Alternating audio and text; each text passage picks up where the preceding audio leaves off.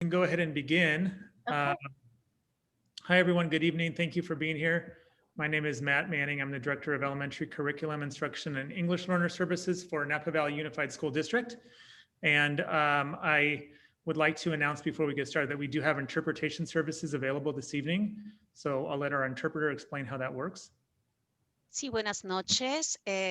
Tenemos servicios de interpretación en español para la reunión de hoy. Si ustedes quieren acceder a la interpretación en español, van a ver un icono en la parte de abajo de su pantalla con un globo terráqueo en breves momentos y podrán hacerle clic y escoger el idioma español.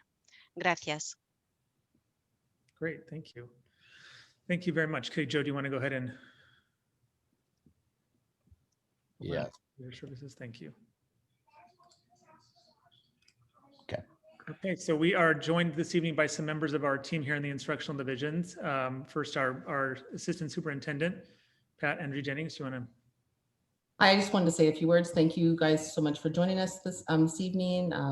I'm excited to be able to, hear what we're about ALPS tonight and all the things that are happening for students who need extra services because of their unique and special gifts. So thank you for joining us tonight, and I look forward to the presentation.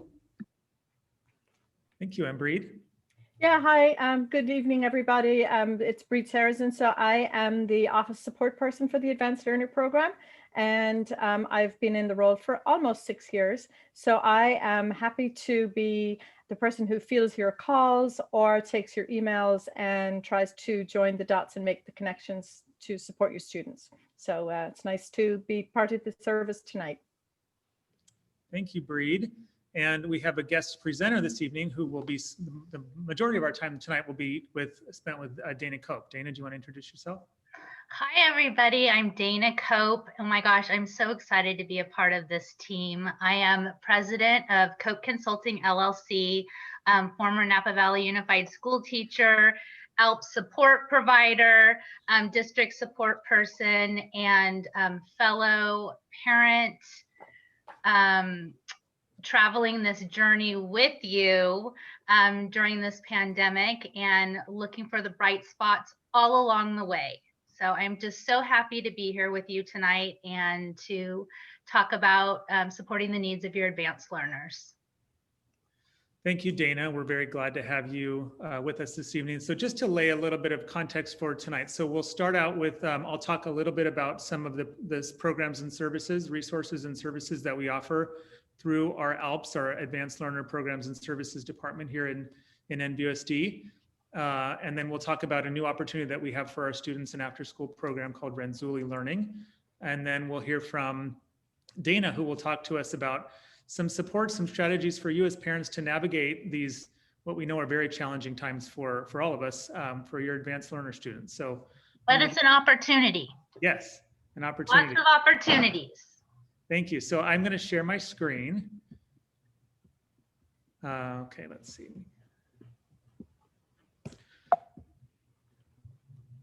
Okay, so I just, again, I wanted to briefly just sort of talk to all of you about our NVUSD Advanced Learner Programs and Services, what we call ALPS program.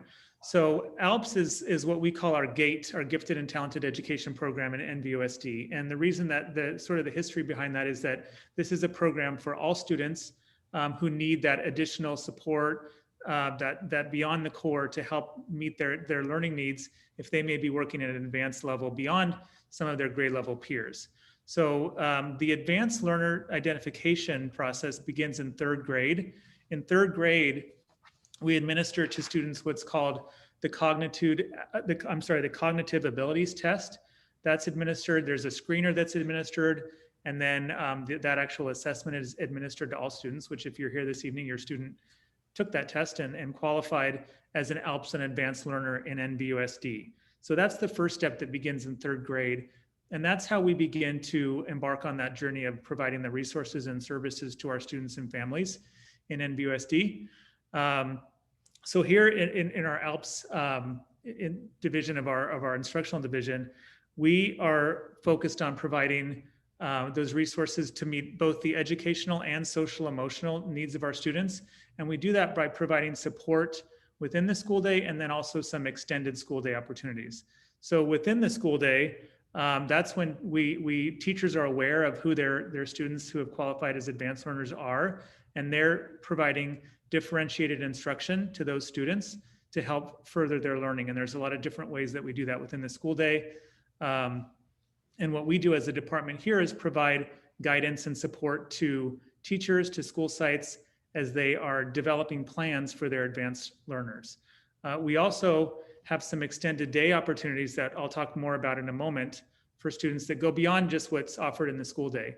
But we want to make sure that we don't just have an ALPS program that's focused on what's happening after school.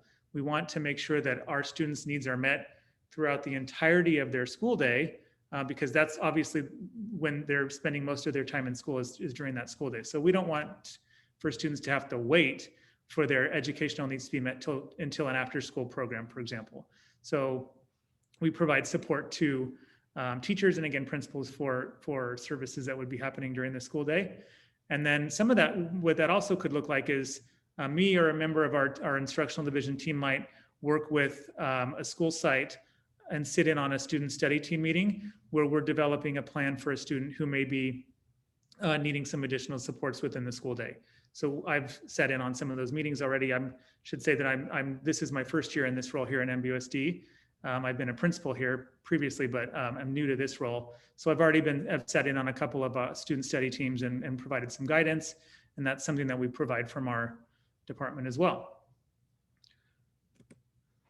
So I wanted to talk to you a little bit about Renzulli Learning, which I mentioned previously is a program that's a new offering that we have coming up this year. So Renzulli is an online personalized learning platform. So it provides guidance to students. There's an assessment component and a profile that's developed, and then students are guided towards activities, online activities, resources, projects that really that are designed to meet their learning needs. So that begins with a Renzulli profiler. So students take an assessment that helps us really understand them at a deeper level. It helps gauge what students' top interests are, what their learning style is, and what their expression style is. So we want to know how students learn best, and also we want to know how do they express, how do they convey what they've learned in the best way that meets their sort of profile as well. So with this program that we'll be piloting this year, there's this profiler which we're very excited to be using to learn more about our students and their needs, their unique needs. So as I mentioned, this really is about personalizing learning. So we want to understand students at a deeper level so that we can inspire our students and ignite that desire for ongoing learning. So the Renzulli profiler will guide the students to projects that are best suited to their learning style. There are individual projects that students can engage in, and there are also group projects. So what we're working on right now is selecting teachers to work with us on overseeing some after-school groups of students who will work together. And these will be students who can come together virtually, of course, from across school sites and begin to work on projects together based on their interests. So the Renzulli profiler will give us a lot of great information about students' interests and their learning styles, and then we'll be able to help students select some projects that they might be interested in working on that align with those deeper interests.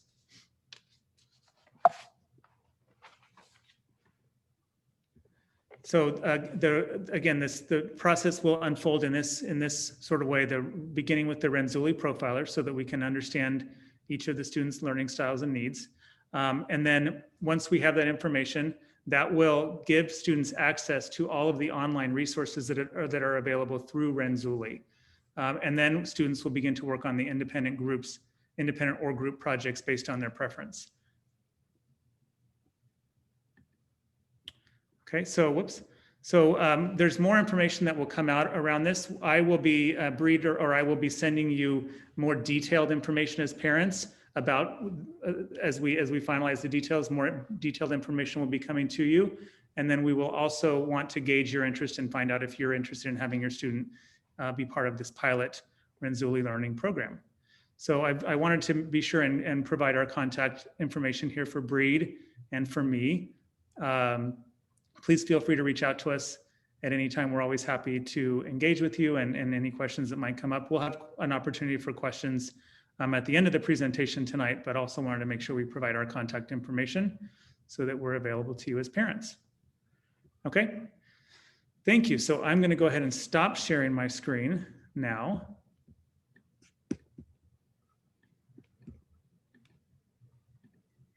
And I am going to toss to Dana, who is going to talk to us more again about how to support our students, your students through these challenging times that are replete with opportunity, as you mentioned, Dana. So go ahead. Wonderful, wonderful. Can everyone hear me? Can you hear me okay?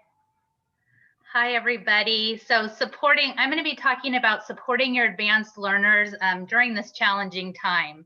And really talking about hold your horses, use your resources, because there's lots of them in our community. So hello, beautiful people. Who am I? And, really, I am you.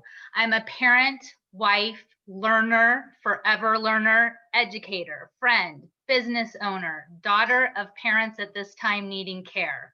So there's a lot going on, trying to take care of everybody and be good at all of those things, right? And so that can be really hard when you're a perfectionist and want to do everything really well. And so that leads me to my cute boy that's in this picture, and that's my son. Actually, that's a picture of him when he was in 3rd grade. And he is wearing a leadership t-shirt made by Kasama Lee. Kasama Lee is an ALPS parent in American Canyon. She's also a leadership development extraordinaire and realtor extraordinaire. And I just love her message of dream big, work hard, be you. And that's really what we're doing here, is we're dreaming big, we're working hard, and we're trying to be ourselves during this pandemic. So we're in this together. And I forgot to tell you that this little 3rd grader is now an 11th grader. So it's been amazing to follow his journey from as an elementary school student now into his high school years, and kind of to have that experience behind me with that experience in elementary school, and kind of now what it looks like in high school. So that's a nice journey to be able to bring and share with you. So distance learning is new for everyone. And I think I made this slide just as much for me as I made it for you, because it's new to students, parents, families, teachers, administrators, support staff, consultants. Even, doing this whole Zoom thing, I know for everybody, it's like, what? And is my speaker working? And can you hear me? And I have students that I work with who are like, I can't hear you. And we've had to do all sorts of workarounds. Like, we get the cell phone, we put the speaker on, and then we've got the Zoom going. So it makes us all look up at the universe and laugh a little bit, because you have to, because you just can't be perfect at this stuff. We're learning by doing, and that's what we're doing. So Steve Jobs said you can't connect the dots looking forward. You can only only backward, and then you must trust how your dots connect in the future. And what I've noticed about myself is when I'm trying to connect the dots and they're not ready to be connected yet, I get a lot of anxiety, because I'm like, what the heck is happening? Oh my gosh, what's happening? Everything's turned upside down. What does this all mean? And the more I do that, the more, anxiety I feel. So the way, so this is, I hope you can see it. I'm going to just kind of move this. The way is through, and we have to trust how our dots connect. This is actually a little Buddha doodle. I don't know if you've ever heard of Molly Hahn, but Molly Hahn is just this beautiful person who puts doodles into the world, and she spreads love one doodle at a time. So I put a little link to the Buddha Doodles website, because what you can do is not only see her inspirational doodles, but you can sign up for a doodle a day to come into your inbox.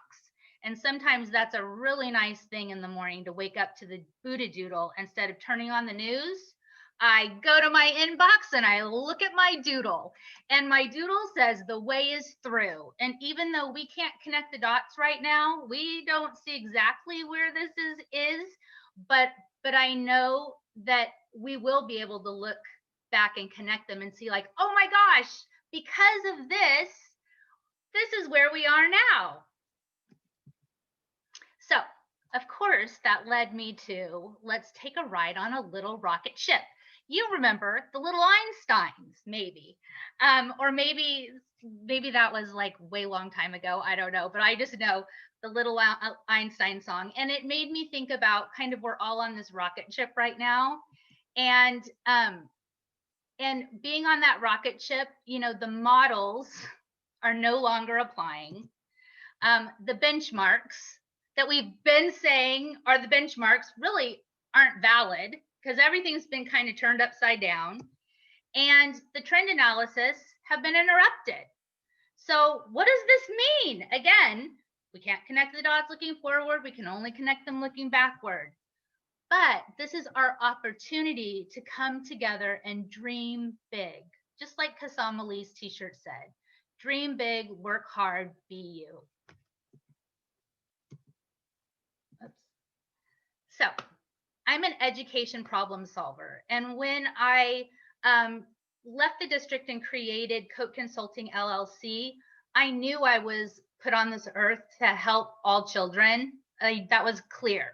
And I knew that I really liked kind of getting in and solving problems. And I'm like, there needs to be something called an educational problem solver. That's what I like to do. I like to get in and figure out how to help make things run smoother and go a little better. So I'm an education problem solver that's here to travel this journey with you as we work together to build a better education for all students. Every student, all means all. So guides on the side, that's us. And as parents who have now become their children's classroom support teacher, while also being caregivers to our family members, employees. Some of us are business owners. Navigating this new frontier is so challenging. We have our kids in our houses Zooming while we're trying to Zoom, and it is just a really challenging time. So it may seem really counterintuitive, but caring for ourselves is really essential. And you probably have heard like put your own oxygen mask on. But it really is true. You know, we have to care for ourselves so that we can then care for all of the others that we care for. So I've put together a whole page of resources called Caring for You resources. And I just was going to take you to that and kind of show you some of the things that are there. Really, caring for you is all about watering our positive seeds. So whether or not we're an educator or a caregiver, it's really important that we take time to care for and nurture ourselves. This really starts with giving ourselves the same compassion and care that we give to other people. And so taking time for that helps us then be able to extend compassion and care to others. So there's lots of different resources, and the thing that needs to be, I guess the most important thing is that it needs to work for you. And you'll hear a lot of different people say, this is the answer. This is what you need to do. This is how you need to do it. And sometimes that can be paralyzing and even stop you in your tracks. Like, oh, I don't have time for that self-care thing. I can't do that. But it needs to be in a context that's helpful for you. So there's lots of different ways, whether it be exercise or books and videos or different things like that. So I've compiled all different types of tools on this page with little inspirational videos, just short little 3-minute clips. Brené Brown, Parker Palmer, who really talks. He was an educator who just has been a tremendous support to educators. And then Byron Katie, James Gordon. We also have Thich Nhat Hanh, who this is one of my favorite guys, who just comes up with simple ways to come up with mindful strategies to help us stay in the now instead of future thinking. So when we go into future thinking, I always can feel myself start to get anxiety. So I know that I'm not in the moment. If I'm in the moment, I am good. I'm sitting here, I'm relaxed, I feel great. But then I think about the presentation I have to do, or tomorrow morning I have to be in St. Helena, and oh my gosh, how am I going to do that? And all of a sudden, I start to feel my body tense, and I know I'm in future thinking. So Peace in Every Step is just this sweet little book that just talks about everyday mindful moments, from washing the dishes to just taking that time when you're washing the dishes to feeling that warm water on your hands. And all of a sudden you shift from, oh, I've got to do that chore of washing dishes to, wow, I feel the warm water. And it's keeping you in the now, right? Because you're noticing the warm water on your hands. Anyway, so there's lots of different resources here. There's also community resources that are available to you. Mike Coughlin in our very own Napa Valley Unified School District has a Napa Valley Insight Meditation. He and a team of his team through Napa Valley Insight Meditation have created this most lovely, lovely resource for our community. They provide weekly support teachings to cultivate mindful awareness in daily life. Then we've got the most amazing resource ever, Mentis. And Mentis actually has a youth directory of all the local organizations providing mental health, wellness, and prevention services in our community. So these are all live links. So when you go on the site, you can click on them, you can check them out and see all that's there. There's information about mindful schools, which has been, it's been used, or there's a partnership, I believe, with Mindful Schools in Napa Valley Unified. Again, that is connected to Mike Coughlin, and that's a fabulous tool as well. Parker Palmer, who there's information about him at the top of the page, he started the Center for Courage and Renewal. And then there's Mind Body Medicine, who is, let me just show you his picture, James Gordon site. And then there's also just some free mindfulness activities. So what these resource pages are is they're either free or low cost ideas and resources to help support you. There's sometimes infographics. I put different apps that are helpful. Just taking pictures of apps that can be helpful for you. I love Insight Timer and Awakening Joy, two fantastic apps. And Impermanence Chant, just to know that everything is impermanent. And so it's really important to remember that all things are impermanent, they arise and they pass away.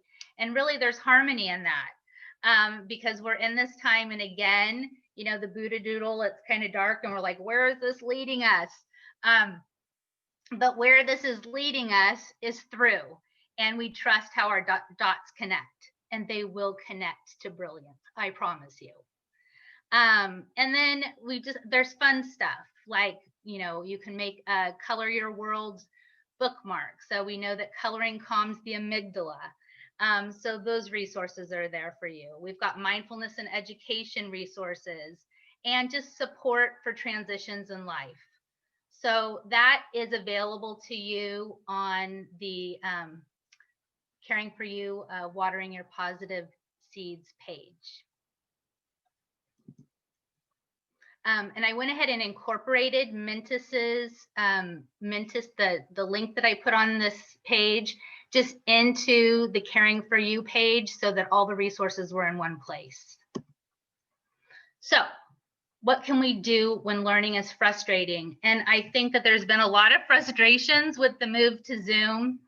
And so the reminder that we're all in this together, and really trying to identify what is keeping you up at night, like what is it, what's kind of coming forward. Sometimes everything just seems bad. And so you just like are, I don't even know where to begin. But when we kind of take a breath and we're like, okay, so what is it? What today happened? Then we can kind of think of learning in layers, and then just remind myself and you all that when we focus on anything, we can make it better. And then we can, once we get tools in our toolbox for that, then we move on to the next challenge that comes our way. You are not alone. You are not alone. Reaching out to your child's teacher or school and asking for support if needed is so important. You know your child better than anyone, and you have important information to share about their learning. And I think during this time, we can kind of feel isolated in our homes, like we're alone. But if something's coming up at your home, it's probably coming up in other homes as well. So just being able to let your child's teacher or school know what's happening, your child's teacher first, just to say what's going on, and then you can kind of brainstorm solutions. Sometimes it's important to like modify or change things up a little bit. I know that there was a lot of frustration at the beginning with typing, for elementary students typing. So voice to text can be great. And, you've probably brainstormed those things with your teachers already. Writing out, writing on a piece of paper, taking a picture of it and uploading that for writing can be helpful. There's lots of different workarounds with all this technology that can just help your child unlock and move forward and help relieve frustration in the house. So I think it's just important to remind yourselves that there's always workarounds that we can figure out. So sometimes assignments might need to be modified or shortened. Proficiency or best effort versus completion, and then let your child's teacher know symptoms your child is displaying. So you can kind of come up with a plan together. So when I say symptoms, people often say behavior. Well, I don't really say behavior, because behavior is a symptom. The symptom is that there's different symptoms that you might see. There can be crying, there could be refusals, there can be running away, there can be rolling on the floor, there can be just not doing it, so there's lots of different symptoms that can come forward. And I think it's just really important to be able to talk about that if that's happening for you. And this happens for advanced learners. And I think this is the thing that sometimes people feel like that's hard to share. But it's just really important that we share what's going on and we come up with a plan together. So the big idea really is learning how to complete assigned tasks and helping the child learn how to make the assigned task work for them. So we want our students, our youth, our future to become autonomous. And they become autonomous by learning to tell us what they need. They can't always name those feelings and tell us how they feel as a little person, but we can help them learn how to do that. And then when they tell that, then we come up with some ideas about how we can get them to engage and complete the task. So one of the biggest motivators is choice, and choice is the hugest motivator for us all. Oh my gosh, I know I'm so happy when I get to make a choice. And when I'm told to do something, I'm not nearly as happy doing it as when I'm given a couple of options to choose from. So having like a choice board of motivating may-do options can help your child push through a non-preferred task. So like if they're having to do something like a reading log, for instance, they're reading and they love to read, but filling out that reading log is just not going well. Then you kind of think of, okay, so what are some different ways we can mix up this task to get to be able, because the big idea is the teacher wants to know and see that the child's reading. So maybe it's that it's shared, voice notes, or there's all different ways that we can share our learning or what we learned from reading our book. And the big idea is that the kids are learning to read and they're sharing their learning with other people. And so if something's getting in the way, it's and they're not able to complete that task, thinking about a workaround to help them be able to do that. And talking with the teacher about it. Because really, if one person is having that problem in the class, there's others too. And then take a break when needed. I mean, sometimes you just have to like look outside at the sunshine. Can you believe the sunshine that we're having? We're having the most amazing sunshine. And you go, you know what? This is a break to go run around the block, or, you know, go do something to kind of give ourselves a brain break. And we all need to have a brain break. I think when parents start to get frustrated and we feel like we're at our wits' end and we're trying to make sure that our kids are completing the tasks and then doing our work, then we can get so frustrated and have a hard time self-regulating ourselves. And so if we model it and just say, okay, it's break time, we all need a break, and then we can come back to it later. So supporting enrichment to support and augment learning. I really think this new schedule is quite brilliant, having the synchronous and asynchronous learning time. Dr. Sandra Kaplan, who is a gifted guru, says to encourage dabbling. So students can use asynchronous time, they can use that time to get extra support if they're having a challenge in an area that they need to work on. But they can also use that time to do what makes their heart sing. And I think that's one of the most important things to do, because I think that often we think doing more of something after school can create a better student. But if it's in a non-interest or challenge area, that area can make a student have anxiety about learning. But when they find something that makes their heart sing, it makes them naturally want to push through the challenge to get better and better and better at the preferred task. And at the same time that they're doing that, they're like finding what they've been put on this earth to do, which then drives their path forward on their learning journey. So yes, you know, so anyway, it just is, yeah.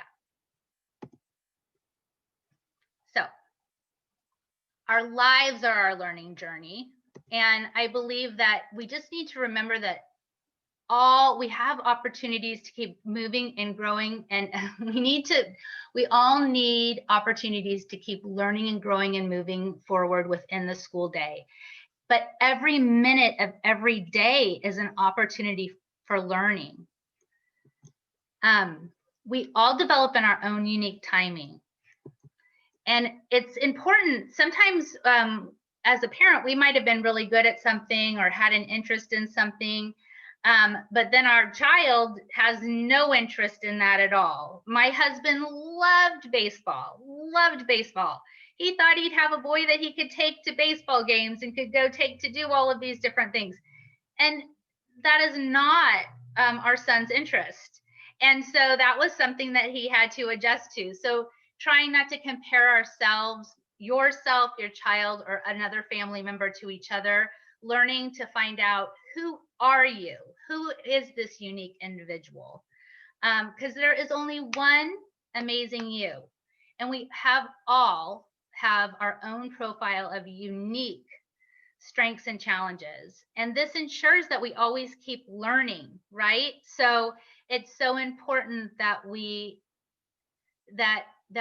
follow that, and it just leads us naturally on our way. Again, Steve Jobs said that quote, "You can't connect the dots looking forward, you can only connect them looking backward. And then you must trust how they connect in your future." But I think just trying to connect the dots to where you are today and celebrate how far you've come. Look at how far we've come during this pandemic. And we're on this rocket ship together. My heart is so connected to yours. I mean, I feel like we've got this. You know, everything's gotten scrambled and turned upside down for a reason. And it's for us to kind of rethink things, come together, and find ways to keep all of our kids learning, growing, and moving forward within the school day and beyond the school day. Because the biggest thing is that they're all become all lifelong learners, right? And autonomous as they navigate their journey. I think that's one of the biggest things is just for us to be able to lead our own way. And we don't have somebody who needs to tell us necessarily all the things we need to do, that it becomes from intuitively inside of us. And then we're guided forward based upon our strengths and interests. So there are lots of free resources that are available. There's the Caring for You page. There's a whole bunch of different things available for you. Oh, I think I might have skipped. Did I skip the free education? I think I skipped a slide, maybe. I'm going to go to the free educational websites. I didn't click on this.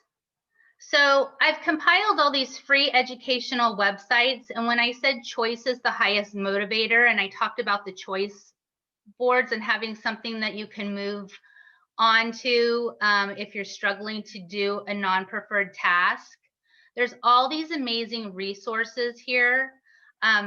Many free and low-cost website resources for physical, social, and mental health. You can also learn another language. I don't know if I can't even remember now if I went back over this, but there's lots here. And maybe I did talk about it because I talked about the screen-free ideas from screenfree.org as well. So there's all different resources here that students can move on to if they show proficiency or finish work early, or just need something to keep learning within the school day. So the last slide, I just wanted to say, was finding bright spots, which is really important. And to believe in yourself and all that you are, and know that there's something inside of you that's greater than any obstacle. And, you know, we're in this together. And I just wanted to say that it's a pleasure to be here with you. And I'm here connected with you to support you in any way. Thank you.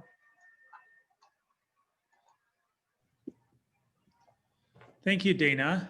Do you want to go ahead and you can stop sharing your screen? Yes, I will. Thank Perfect. you. Thank you. Thank you very much. That was great. Lots of good information and encouragement there. So Dana is was one of the key architects of our ALPS model in NVUSD, and she'll be continuing to partner with us here in the instructional division this year to continue strengthening what we're able to offer to our students and families in NVUSD. So really glad to have you along on this journey. Thank you, Dana. Thank you. And we'll also have Dana come back as part of our parent learning series for subsequent classes for parents. And she'll be bringing in some teachers from NVUSD to talk to parents and teach you more about developing the choice boards that she was talking about. So you can look for that as part of our parent learning series coming up in the next couple of months here. So again, thank you. And at this point, we can go ahead and open up for questions from our participants. If you have questions for me or for Dana, we'd be happy to respond to questions that you might have. You can go ahead and raise your hand if you do have a question.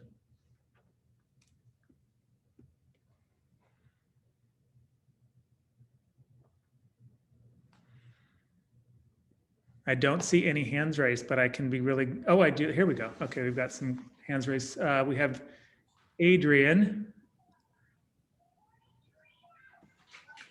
Adrian, go ahead. Hi, Matt and everyone. Hi. So I appreciate the presentation, but I feel like I'm still very unsure of what ALPS will actually look like for our students in practice. Like, what are they going to be doing on any given day? How is it, going to be like the rest of this semester versus, hopefully we'll all be back on campus in the fall, and how does the Renzulli Learning kind of play into that?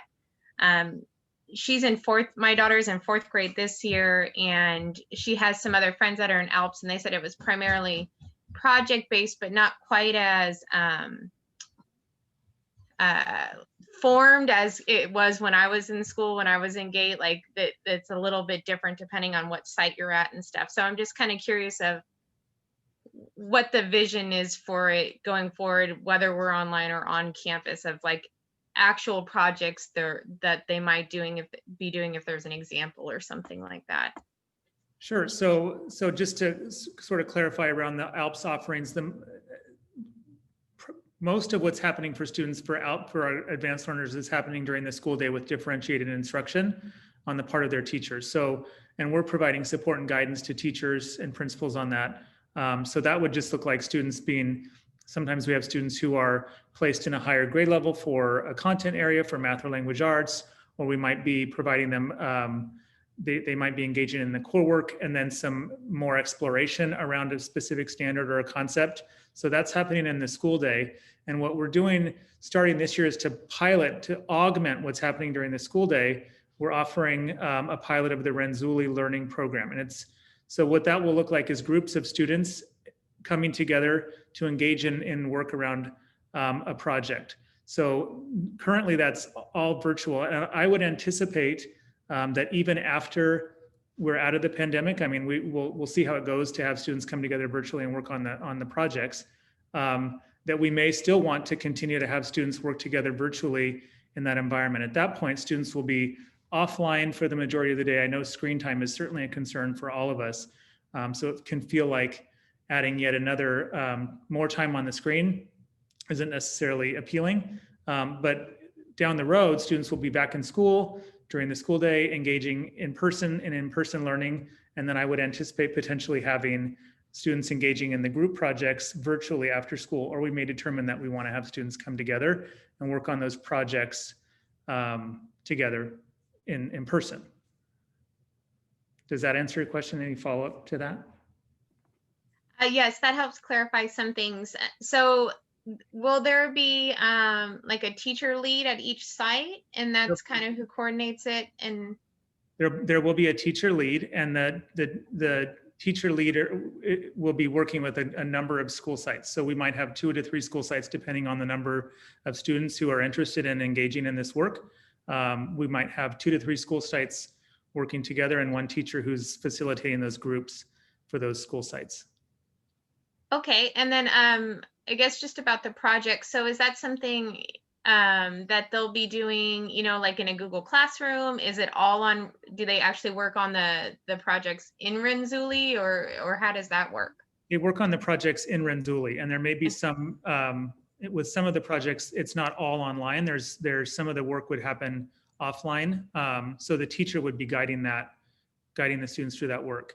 And once we have the teachers together and we have begin engaging the students in the assessment, the Renzulli profiler, then we'll begin to share with parents sort of what the interests are and what the projects might be for students based on the information that we gather from the profiler. Okay, and then just one more question, sorry. Sure. And when do you think that they'll be doing the Renzulli profile assessment? We anticipate this will be a launch for the spring. So late February through the end of the school year, we'll be engaging in the Renzulli work. Okay, thank you so much. You're welcome. Thank you for your questions. We have Deanna. Hi, thank you, Matt. I have 2 questions. The first is just wondering if and I apologize if I missed this, if the ALPS testing has already occurred for 3rd graders this year? Yes, we're very happy that with Breed's great work, and then in partnership with our data and assessment team, we were able to administer the screener to our 3rd grade students, and we were also able to administer to some students the actual COGAT assessment. So there's more students who we need to assess, but that's happening right now. Okay, great. Thank you. And then my second question is, how do ALPS activities or the ALPS process, how does that transition from elementary to middle school? I have a 5th grader right now that would be going into middle school next year who's in the ALPS program. Right. So the programs and services that we're providing, like the outside of the school day program, some schools have opportunities that are occurring within their own school at the elementary level. those don't necessarily transition to the middle school, but the information around the student and their advanced learner status goes with them to middle school and provides, again, the teacher with information about, the teachers in middle school with information about how they might, what the needs of that student are, so that they can provide that differentiated learning. But just to share, that is an area where we want to strengthen, and again, working with Dana on that transition from elementary to middle school. We want to ensure that those services continue, and that students who have been identified are continuing to have services and their needs met in middle school as well. In the past too, we had a support person at the middle school level, a liaison. So that is something too that we can talk about, and who those people might be at the middle school, just like at the elementary with the Renzulli leads that Matt was talking about, having somebody that's identified at the middle school level as well. Great, thank you. And I apologize. I wanted to ask this follow-up question to my first one. So for the testing that's occurring right now, please remind me of when those results would be shared. Reed, do you want to? For the third graders? Yeah, hi, Deanna, good evening. Hi. I would anticipate we have about 2/3 of our students that are identified to take the post-test have been tested, and we're still working on the logistics as Mr. Manning described. And I would anticipate that it usually takes 6 to 8 weeks once we close out the testing to analyze all of the scores, because as well as looking at COGET scores, there are some students who score within a certain band on the COGET, where we also look at multiple measures data points. So for instance, this year would include their STAR test scores. And in fact, Mr. Manning and the Director of Assessment and Testing, they're still working on what those will look like this year, because obviously there are some new assessments now that the district is using. In the past, CAS was one that was used that wasn't administered this spring because of obviously the pandemic conditions. So it does take at least 6 to 8 weeks. But we do follow up with families. The intention is always that we have identified the students and the sites, and their families are notified, definitely in terms of helping sites plan for next year. So the current third graders obviously would be moving on into fourth grade, so that the site knows who their identified advanced learners are, to help with class placement and such. Thank you so much. I appreciate it. Deanna, can I add to that? And I was going to add to piggyback onto Breed, because, and Breed would say this too, that qualification doesn't determine intervention, which means that if your child has a need, then we want to know. And if for some reason the test results don't seem to reflect your question, you're asking this question about qualification, then it's really important to talk with the ALPS office about what you're seeing and support that you need, because that's what the ALPS office is there for. Breed, is that? Yeah, absolutely. Thank you, Dana. Thank you for adding that, because that has definitely been a guiding philosophy of the past.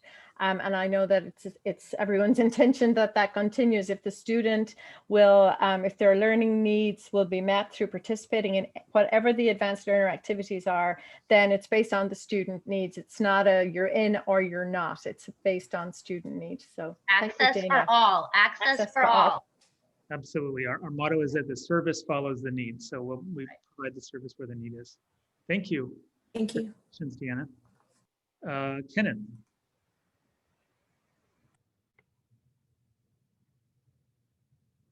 Did we lose? Oh, Kenneth. Hola, buenas noches. Muchas gracias por la información que nos están proporcionando. Okay, let me switch to the. Go ahead. Quisiera saber si hay alguna forma de saber si mi hijo está en ALPS. El año pasado le iban a hacer el examen, pero por lo de la pandemia ya no lo hizo, y quisiera saber si él está participando o no. ¿Cómo me puedo dar yo cuenta? ¿Y de qué manera lo puedo yo estar apoyando con los recursos que ustedes ahorita nos dijeron que podían ellos apoyarse para seguir avanzando?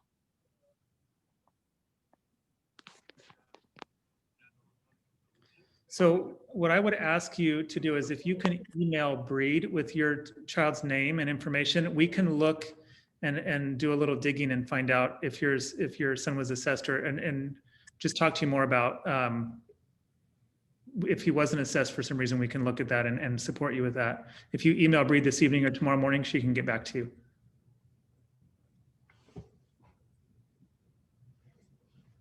¿En dónde, a qué dirección puedo mandar esta información?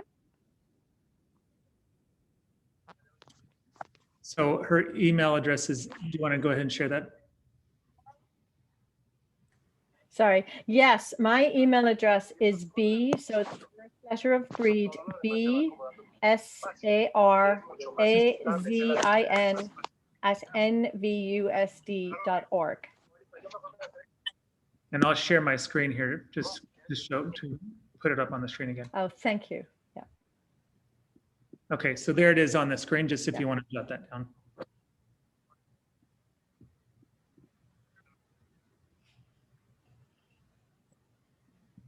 Okay.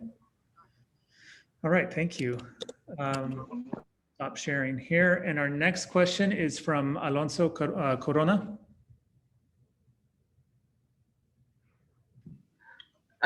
Hi, thank you. This is Lori, Alonso's wife. I think you've already answered this, but if you could just clarify, the Renzulli is only for elementary students, and there is not going to be a sort of additional program for middle school. It seems like once our daughter went from elementary to middle school, the ALPS program sort of dissolved. So that currently it's for it will be for 4th and 5th grade elementary students, but we may expand. This is it's a pilot to learn more, and then we may potentially expand into middle school. And as I mentioned, that's definitely an area where we want to strengthen our work, is on that transition from elementary to middle school. So currently it will be offered for 4th and 5th grade students, and potentially for middle school down the road next year. Is there currently any other additional programs for the middle school age children? There are not any after school programs that I'm aware of, Breed, that are school based. Breed, are you aware of any?